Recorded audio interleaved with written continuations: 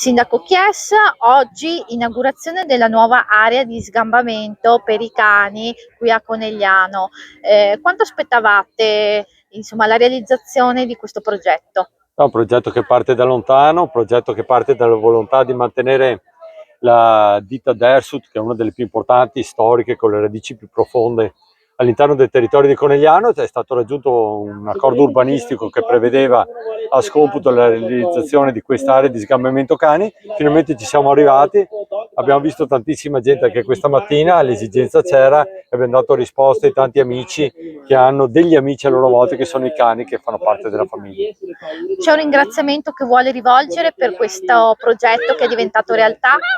Sì, un ringraziamento alla ditta d'Ersut, come ho detto prima, un ringraziamento anche all'associazione Amicani e al suo presidente, che hanno deciso di prendere in gestione quest'area, che comunque è una gestione importante e che va affidata a chi conosce i nostri amici cani e a chi può fare anche rispettare le regole.